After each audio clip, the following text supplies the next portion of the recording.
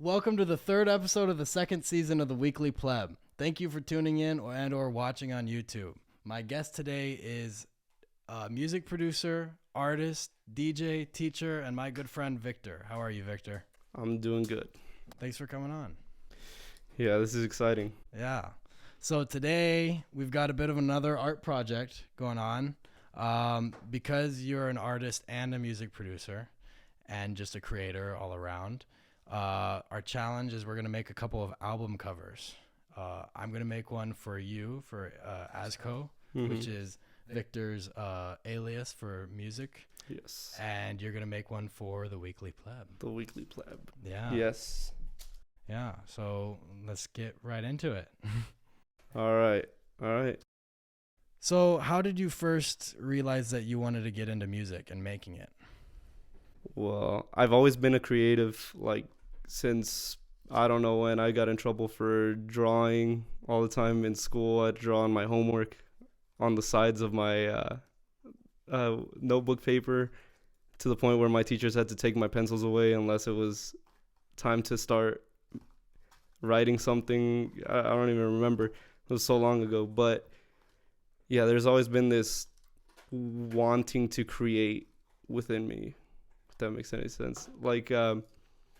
And I actually got really into electronic music from an early age. So I think had to be, I don't know how old I was. To be 10, 5th grade. I liked, whenever 2010 was. 2010, I listened to Skrillex. And that got me really into it. Like Bangarang or something? Bangarang. Well, it was the year of Scary Monsters. Oh, okay. And that stuff was popping up, and it was very low-key at the time. Not too many people knew about that type of stuff. Mm-hmm. And that was kind of exciting.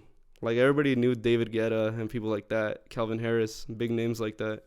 But Skrillex was, kind of dubstep-y, which at the time was, super niche, And then he made it cool, popularized the drop that all music has now. Yeah. And I actually started DJing back in middle school. Wow. Before that even was a thing, and I had some cringy moments. People used to make fun of me for liking Skrillex. Oh, yeah? Oh, yeah. Oh, whatever. Screw them. Yeah, and now that's the scene. Yeah. The scene. All those same people going out there. Going to the clubs, listening to that music. Yeah. Different computer guy. Yeah. Oh, yeah. What kind of music really inspired you then? Just electric music, or when you were younger, were you listening to other stuff too? Well, okay. There's a lot of Mexican music that I was listening to at the time that was very complex. Even though people say it all sounds the same, it does. But there's a lot of complexity to some of those songs that just differentiated it from, things that we listen to here in the States. And on the other side, on my dad's side, I listen to more what my mom considers weird music, stuff like New Order, Okay. kind of that, Blue Monday. Sounds familiar. Oh, dude, it's I don't even know how to explain it. It's just a weird song, and something Shell Shock by New Order also. My dad was more of the sort of, how do you call it? I don't want to say it. Like a grungy. Yeah, like that rebel phase, because he lived up in California. Yeah. And all those people, all they listened to was punk rock, and that was opening up the scene for that kind of stuff, ska. So really hype stuff that was really weird. And, being the rebel that he was, he actually went to a lot of raves. So he liked techno music, like the real underground techno music. Yeah. The only rebellious, or not rebellious, but the more fringe is the word, right? Yeah. Kind of on the outskirts of music. Yeah. Genres. The main band I think of is the Gorillas. Do you know the Gorillas? Oh, that is super mainstream compared to a lot of them. Now they're mainstream. Now they are mainstream. They didn't used to be, that's for sure. Not when I was a kid. No. Yeah. Like Super Fast Jellyfish, if you know that one. It's just the most strange song. Lyrics don't make a whole lot of sense. Jellyfish. Remind me of that, because I want to listen to that. I love weird music just because of that. A lot of the Beatles too. Oh, I love the Beatles. Yeah. I grew up on the Beatles. Yeah, and my dad, like, that wasn't his time. He's 50 years old, so like it was more his parents' thing. But like when he came to the United States, that was the biggest thing. Yeah. Because my dad isn't from here, my mom is, so she was more, exposed to that stuff. See, my parents are older. They've definitely loved the Beatles. Are you the youngest? I am the youngest. Yeah. Okay, yeah, and also the Beatles are just like worldwide, so Yeah. because you're not from here. They were huge. They were probably one of the first big boy bands, right? Yeah, and there's never been anything like it. So I hate when Drake says, I got more slaps than the Beatles. Yeah, I don't Maybe think so. numbers wise, but I mean, if the Beatles were now, Yeah, good point. If they had the same kind of outreach capabilities, right, with social media and everything, yeah, that'd be massive. yeah, it'd be crazy. Plus, they led a whole generation. I mean, the whole Summer of Love was kind of single-handedly ran by the Beatles. Yeah.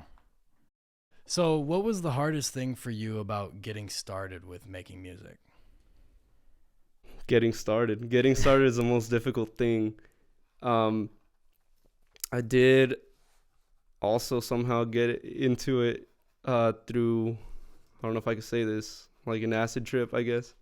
Yeah. Crazy experience, kind of awakened my creativity and kind of set me in that direction of wanting to make something that sounds different, but I didn't know how to start. So I did what most people do, bought FL Studio, the basic producer version, and looked online for free samples of drum samples, things like that. I knew how to play the piano from an early age. Never knew how to read music, that. But I could, if I memorized a song, I could just play the left hand, play some chords, improvise the right hand. So it was just kind of like, okay, I'm just gonna go for it, just make something. And I made some garbage things. Like my first songs that I never released, thank God I didn't have like I don't even know what you call it, the confidence to release those. I'm glad I didn't, just because that was all the learning process. They always say you never start off by making some crazy thing. Yeah. It takes a lot of practice. Oh That's yeah, for sure. yeah, and music's difficult. So I know in particular with EDM, a lot of people's assumption is like you just press the space bar and then stand back and it does all the work for you, right? Yeah. But you mentioned that you play the piano, right? Yeah. Do you play other instruments too? Guitar? I play mostly piano just because that's the easiest to kind of put into a digital format, using MIDI, using all these kinds of things. And I also learned how to play the trumpet at an earlier age, around 5th grade. Learned how to play that. And, that's 3 buttons, even though there's all the notes that you can think of. It's all in the breath. I used to play the trumpet too. Yeah, so. It's all in the breath. I was never really that good at it, so it didn't stick. And around that time, like, I got out of the trumpet, started playing more piano, learning songs that I wanted to outside of like getting taught. And that's when I kind of just sort of was able to get on any piano and play whatever I wanted to. I am trying to learn guitar currently, just because, it's easier to carry around than a piano. You can't really do that. But that's proven to be kind of difficult. Guitar is a very different instrument than a piano. Oh, yeah. Now, I know what you're thinking. What the hell just happened to their voices? That did not sound right at all. And you would be correct. About 10 minutes into our conversation, unfortunately, this little device over here stopped picking up what we were talking about. So there was a good 50 minutes to an hour that was unsalvageable. But I considered scrapping the episode, rescheduling, yada yada. And then I realized, I can see the YouTube data about your guys' attention spans. And it's only really a handful of you that are getting this far into the episode anyways. Which, by the way, thank you so much. I'm very appreciative that you're here with me, trying to help build up whatever this thing ends up being.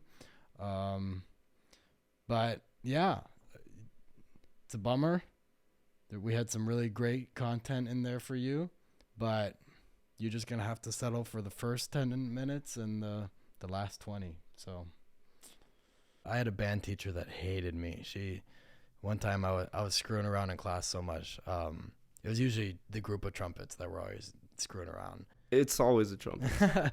But she got so angry, she told me to go lay face down on the floor for the rest of class, like in the corner of the room.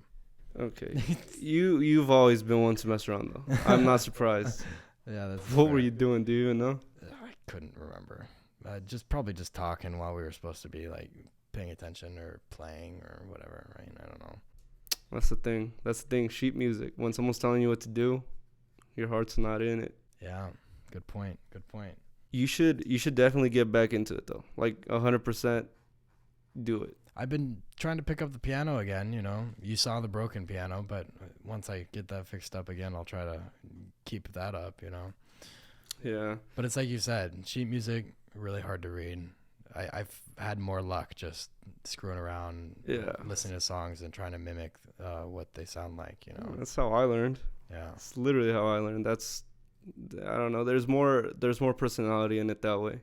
Yeah. You can put emotion down in a way that you can't really just read off of sheet music. Yeah. It's like speaking from the heart rather than speaking off a script. There's this common belief that the Beatles didn't know music theory. Really?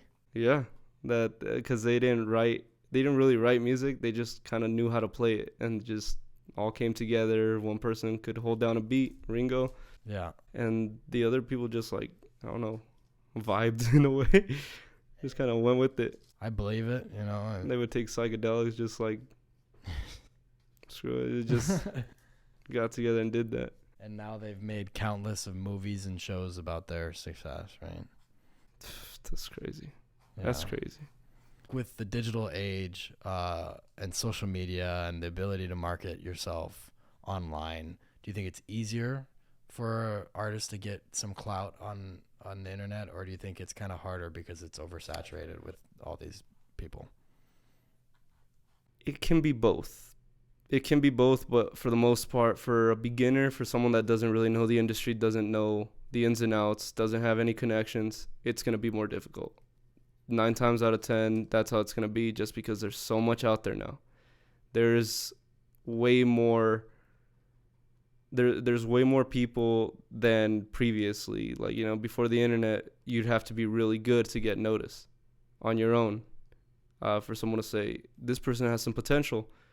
And on the internet, you know, anything could be faked. It's hard to see true potential. And, you know, with all these TikTokers, with all these people that already have clout, it's easier for them to just do anything. Yeah. Go into boxing or something. Yeah. Yeah. Literally just because, and they know that it's going to make a lot of money, so they do it. But it's not based on skill. If it were really like up down to it, you know, Mayweather would have easily beaten Logan Paul. Yeah. Like if it was like a legit match, if it was like an all or nothing kind of thing, 100%.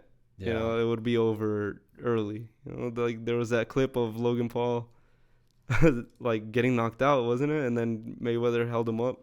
Did you see that? Really? I don't remember that. Oh no, yeah, there was a clip of that, and I just remember being surprised that the undefeated champ was beat by Logan Paul. Was he beat? He wasn't beat. It was Did just he not? I don't know. He Yeah. didn't beat him. He See, that's how much I care or pay attention. yeah, I didn't see the whole thing. We started singing, and as soon as I saw that, I was like, okay, Mayweather's really not really giving it all. Yeah. I was like, yeah, whatever. Oh, wasn't it like a split decision? Something Yeah, like that? it was split decision. It was a draw because they weren't going to judges. Yeah, okay. Yeah, but like he needs to fight someone for real in that situation. Like this is kind of a tangent, but he wants to fight Canelo. Yeah. You know, a Mexican boxer, and that dude would easily whoop him, like easy knockout. Yeah. But he won't do it just because he's like, I don't want to even give him the time of day. Yeah, good for him. Yeah, and that's kind of the thing, you know, like that's what labels need to do to people. Yeah. That's what they need to be like, look, you have all these fans, but that's cool. That's your own thing. But We're not can letting you you make music? Yeah, but can you make music? Do you have the potential to actually do this? Yeah. 9 times out of 10, it's no, because I'm shitting a lot on them, but in reality, there's not that much talent that goes into what they do. Speaking of labels, do you think labels treat artists fairly? I'm trying to get signed, but So labels are great, right? yeah, labels are the best thing ever. There's been horror stories. Of course. There's been horror stories of labels just completely ripping off their clients, the people that they're supposed to be promoting like crazy for whatever reason, because all they care about is money. I'm quoting. I'm not saying myself. I don't know. I'm not signed. I wouldn't know. I would though, if that was an opportunity that I had, I would read my contract. I wouldn't be that desperate to just sign my life away like that. Yeah. I mean, you could say it's a lot of people would say that it's very privileged of me to say that, because like it's money and it's something legit. But you need to be careful. It's too easy for them to, with those massive documents, to just like slip in all sorts of different things that screw you over in the end, right? Yeah, because they know they're like, okay, no honest person is gonna go in, read all the very fine details of this 80-page thing. Especially when they're just happy to sign over anyways. They've been wanting to get signed forever or whatever the reason is. Yeah. And I don't know, they've been getting away with that type of stuff like for a long time. And I don't know, it just, people need to be smarter, more aware of their own situations. Yeah. Lil Yachty did a really smart thing, and he owns all his masters. Not a lot of people do. Yeah. The labels own most of it. That's why you get copyright striked. But Lil Yachty owning his own things, he could say, okay, you guys can play this wherever. He has the right to do that. I think. I'm not sure. He might be copyright strike king. Yeah, but he's making all the money off of his own songs, though. Yeah, see, that's good. Like, and there's like all these terms, like I think a 40-60 split, or like a 50-50 split, which is like pretty uncommon, I think. Yeah. Or an 80-20, which is one of the most common ones, which is like 80% goes to the label, 20% goes to you. And I'm like, huh? Yeah. That doesn't make a whole lot of sense. Yeah, that doesn't make a whole lot of sense, but that's the most common one because everybody's like desperate. Yeah. They're desperate to make a name for themselves. They're desperate to do all these sort of things on their own, and they want that backing from a label.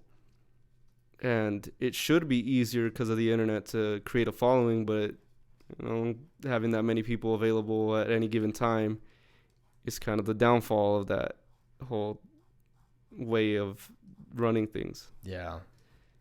Yeah, that's rough. So I know that you were mentioning earlier that what the music you're trying to put out with Azkö is unique. You're trying to be unique with what you're doing, right? Yeah, I'm trying to be unique, but I've been told to not be too unique where it's unrelatable or it's something completely different. I always say that whole, don't do anything too different. Play it safe, but like playing it safe will only get you so far. Yeah. Oh, that sounds so exciting. The musician that played it safe, right? Yeah. And there's some people that do play it safe. They get into Drake. Yeah, they get into a groove of what they do and they kind of repeat. Go with the trends. Yeah. That's how you stay popular, but that's not how you hire ghostwriters to mimic your old music. Yeah, and it's like there's no fun in that. And at the end of the day, like, sure, you're getting a bigger paycheck, I guess, if you're popping. But if you're not, like, you're just bland. Yeah. And that's not what you want to do. And you're not doing it for the art anymore. Yeah. So did you always want to do kind of your own thing and separate yourself from like any definitive genre? Or did you see people like Lil Peep and X and Juice WRLD going off and doing unique kind of stuff? Well, I've been making music on my own that I just don't show anyone just because it's practice, really. They say to release everything, but I'm like, no, that is how I get like a really bad discography. Yeah. And like, I would if think I so. pop off, there's gonna be all this stuff that I really didn't want out there. Yeah. But I'm trying to do stuff in all sorts of genres. Like, I've even made a country song just to make a beat that's Really? country. Yeah, and it's like it's really like EDM in a way that it's like not four to the floor, but some of it is. But it's like kind of bassy. You know, I don't listen to country that regularly, but I do like some country songs, and the country songs I like have a really deep bass on them. It's really like, I don't know, it's like shakes the room, and it's really community like. Yeah. And I don't know, I dig that. So I was like, okay, I'll do this, and I got a whole bunch of sounds, samples, and stuff, and I put them together, and I was like, this isn't that bad.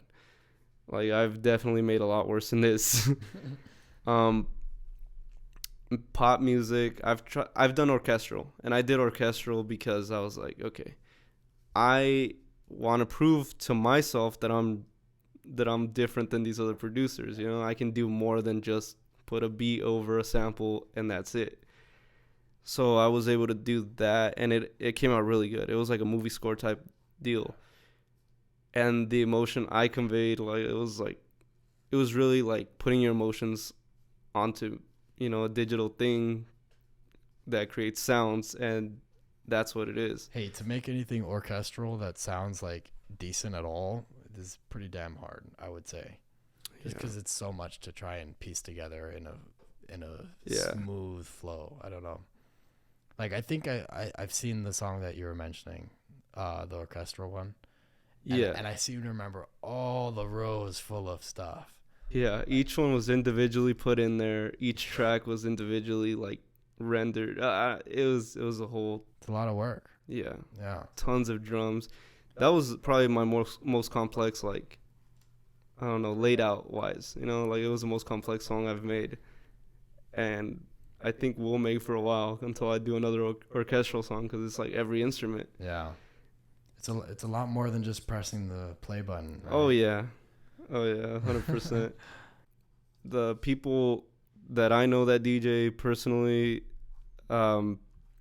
they definitely plan a set with music that they know how to work with, and then they'll go into a live environment and kind of read how the crowd is. They'll play one song just to like gauge it, and if they're really liking that, they'll play another song to like up the momentum that they have going on the dance floor.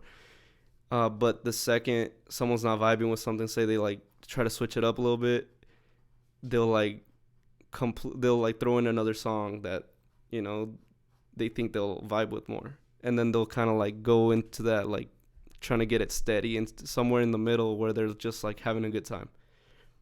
And, you know, even in the DJ world, there's a lot of like, oh, you shouldn't do this, shouldn't do that. But at the end of the day, it's just getting the people, your audience, to like have a good experience.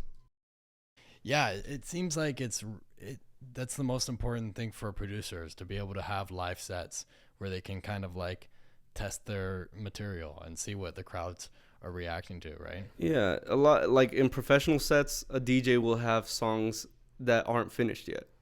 It'll just be like a build up and a drop, and they'll call those IDs. Like, they're just like placeholders, right? They have like a name and then ID, because it hasn't been named yet and it hasn't been fully fleshed out, and they'll throw them in just to see how the crowd reacts to it. And they're basically just unreleased songs, and a whole bunch of famous people do that just to gauge it, or to like show what's coming up for an album or coming up for like a release. And like, in a lot of cases, they're really good, and they end up releasing the full thing if a lot of people like it. Yeah. And I haven't been popping that much to like actually go into doing that just yet, but like I've thrown some like songs together that like I've remixed but not released yet, whether that be for not having the rights for it or not having not having it complete, and people like them. Like, I made a like it I like it like that remix. Yeah. It's like a club remix. It's house music. I haven't released it, but I've played it for people, and it's a really cool, like really beat song to give them a song that they already know and liked, and just giving it to them in a different way that it's easier to dance to. Yeah. So you're hoping to DJ some more, right? I do want to get some more gigs. I want to get some more income coming from DJing. And I know I have, like, I know I'm not bad. Like, I wouldn't say it's just, I don't know, the tight-knit communities of local DJs, they don't like outsiders that much. Yeah. I don't think you'd get very far if you thought you weren't good. Yeah, no, but I don't know. I'm ready to go on to the next step, you know? Yeah. I'm just waiting for the right opportunity. I'm trying to make some connections and just go out there, give it my all. Yeah. So you mentioned that you've been working at a school, right? Yes. Yeah. You said you're coaching and teaching? I'm coaching soccer for 6th, 5th, and 4th graders, and I'm teaching an art class, mostly older kids, because easier to explain things to and have them kind of follow along. But yeah, like I've been working with elementary school students for, I want to say, like 2 years now. They hired me because of COVID, and they had new positions available. And I took advantage, I'm like, okay, my mom works at a school, like, I'll seize this opportunity. They need people. And, I'm the oldest of my cousins, so I've always had to deal with little kids and, be able to adapt in that way. And it's been a really smooth kind of ride in that sense. Those kids look up to me, so I try to help them in any way that I can. Yeah, being their coach, being like sort of like a big brother figure. Yeah. You know that Pink Floyd song? Hey, teacher, leave those kids alone. You know that one? Yeah, I do. The brick in the wall. Yeah. You could, if you're teaching all these kids, you could probably get some samples out of them, huh? Low key, but I mean, I feel like I don't need permission slips from their parents. Oh, good point. Otherwise, would that be child labor? Who's gonna ever find out? I can't do that, especially now that this Child podcast. Now it's on. We use it in court. Now it's on YouTube. Yeah, it's on YouTube. They're gonna be like, so you've been planning to do this. We heard when you planned to do it. Yeah. I've actually thought about that though, being like, okay, I need to come up with some catchy thing that is like PG, I guess. Yeah, well, it has to be PG if you're gonna try and do that, and without parent permission slips, especially. Yeah, but I don't know. I'm sure it would be pretty cool. Yeah. But yeah, I love those kids. Yeah, they're cool. Yeah. So, what advice would you give to someone that's listening that wants to get started in making music themselves? Well, 100%, just go for it.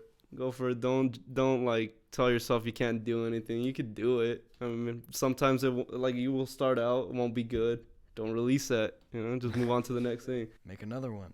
Also, surround yourself with people that will tell you the brutal, honest truth. If it sounds butt cheeks, it's probably butt cheeks, and you want someone to tell you that it's butt cheeks. Don't get someone that's gonna be like, "Hey, yo, that's the best thing I've ever heard in my life," and then go and just cause say something else behind your back. Just because they know that you want to hear that, right? Yeah. Yeah. So that's a great piece of advice. As someone who's tried to make some music, I've definitely appreciated brutal honesty. Yeah, because you don't want to release some garbage either. Just because everyone around you was like, "Oh yeah, dude, it was so good." Yeah, 100%. Do your own thing too. Don't go with the trends. 100%. That'll be your downfall. If there's anything we established today, it's that being unique is a huge perk. Doing your own thing seems to work for a lot of people. Yeah, 100%. Okay, so are you finished with the Weekly Pleb album cover there? Album cover, yes, I am. And it's kind of weird. Let's take a look. I like it's weird. Kind of weird. I like it's weird. kind of weird. That's what we're about here. I like it a lot. Very cool. He has a nicer beard than I do, though. He has more color in his beard. Man, I wish I could grow a beard. It's very vibrant. I like it a lot. Okay, and here is the Azkö album cover for the Pink Triangle album. I tried to do something abstract. I've never had good luck with abstract, and I'll still post it. Oh, hey, there you go. Okay. I'll use it. I'll use it for something. And I'll use that too. I like that. Oh yeah. Yeah. Dude, that's actually really. That's pretty dope, actually. Yeah. There's something I like about it that's really weird. You sound Make like weird you sound art. like an artist. You're like, I don't know, it's weird, blah blah. And then a little bit later, you're like, no, yeah, that's Yeah. Chasing perfection. Yeah. Well, Victor, thanks for coming on. It was great having you. Dude, yeah, this was fun. I really like this. Yeah. Thank you for teaching me a little bit about what it's like making music. Dude, make and music. Screwing around with paint with me. And I'll have to teach you how to make your own too. Yeah, I'm working on it. I'm telling you. Shh, it's a secret project, but yeah, I'm working on it. Oh yeah.